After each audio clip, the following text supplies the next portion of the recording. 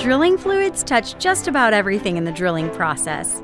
We're here to deconstruct the drilling process and drilling fluid concepts to provide a deeper understanding of our industry. In each episode, we'll share information, talk to interesting people, and maybe share a few stories along the way.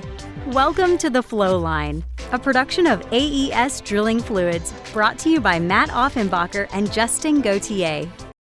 Hey everybody, welcome back to another Christmas episode of the Flowline.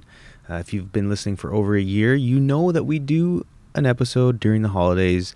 We don't talk about drilling fluids. Maybe we get personal. Maybe we get emotional even. Maybe. But it's really just to wish everyone, at least for this episode, an absolute amazing Merry Christmas. Again, for those out there, you know, we say it all the time, but I think it's just, I can't say it enough, especially as someone, and Matt, you've been on a rig during the holidays, or maybe your, wife's birthday or something important. But the reality is, during the holidays, it's, my thoughts and heart goes out to those on the rig right now, making the sacrifice to be on a rig and service the industry during the holidays. And so, from me and the rest of AES, want to wish everyone a Merry Christmas. And Matt, what about you, man? Any words for Christmas around this time?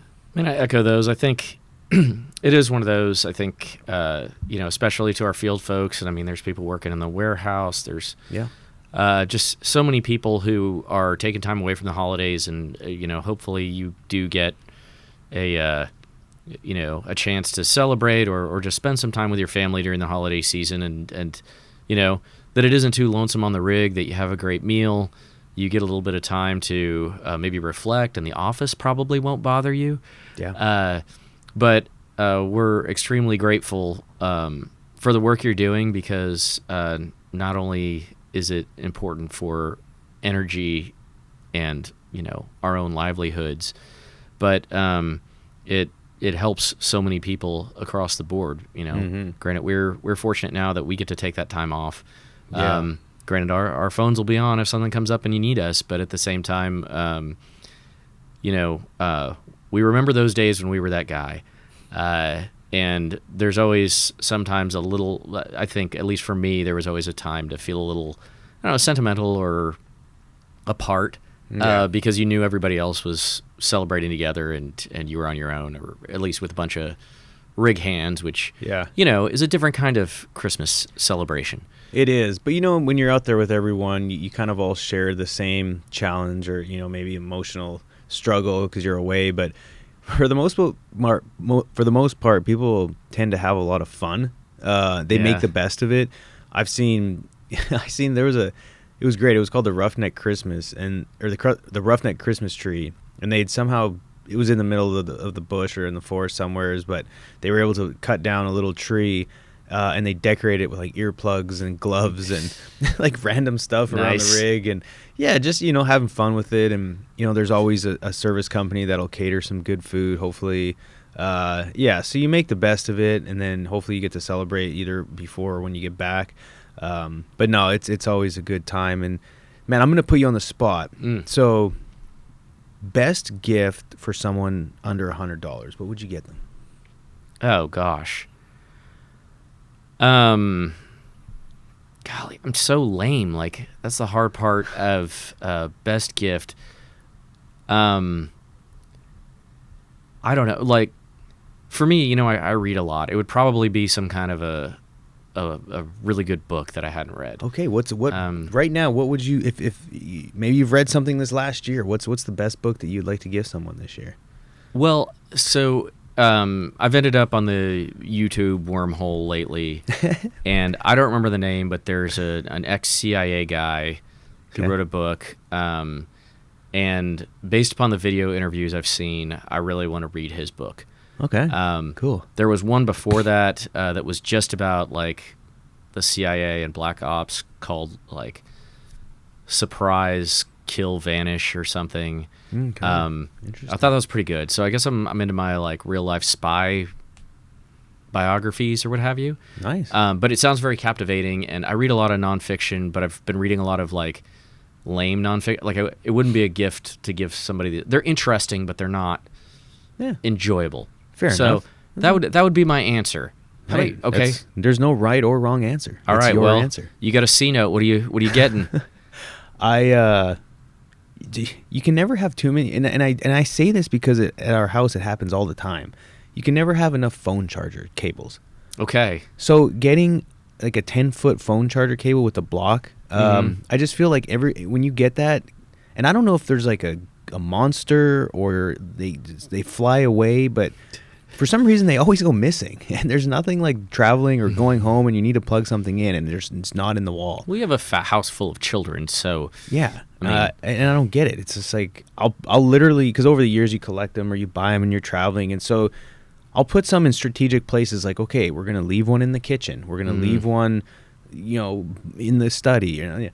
Somehow they keep freaking going somewhere else, and then all of a sudden the kids are like, "Dad, I can't charge this. Where's the chargers?" And then we're running around the house looking for it, and it's like, I don't know. It's like the lost sock. Well, they all go to some vanishing magical island. They just like all collect and then do whatever. I don't know. Right. Well, and you think about it. So you got the cheap ones, right? And like Which they give those out, they suck, right? But then you get like the one that you can charge a laptop with. Like it'll charge your phone, but it'll charge anything, right? Kind of deal. And those are the ones that I think.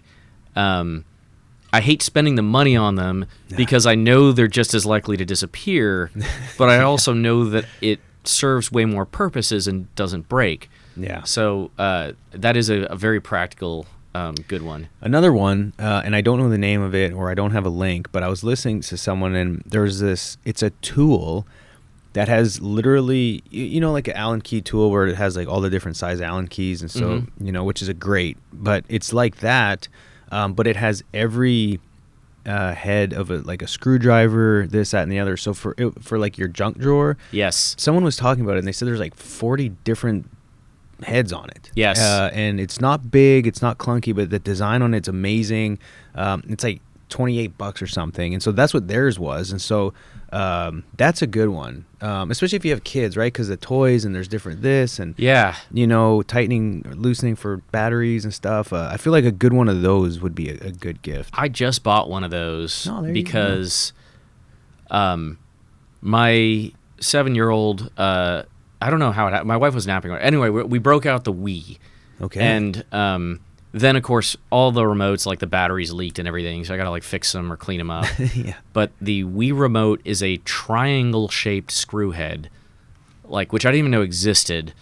But I was able to find one of those kind of things that you could get, and it was like, well, I guess I can open anything now. Yeah. Or I hope so. It's so satisfying knowing it's like there's no screw in the household that you can't get at. You can't stop me. Yeah, no, I think that's a good one. But anyway, folks out there, again, we're not getting into the mud discussion today, but just wanted to wish everyone an absolute Merry Christmas, Happy New Year's, whatever holiday you're celebrating this season. I hope it's a good one, and hopefully you get to spend it with friends and family and have some good times while you're at it. Take some time, reflect on the year, if nothing else, and just think about some good things that have come your way, and build some hope for even better things in the coming year. 2027 is going to be great. I can feel it. What about 26?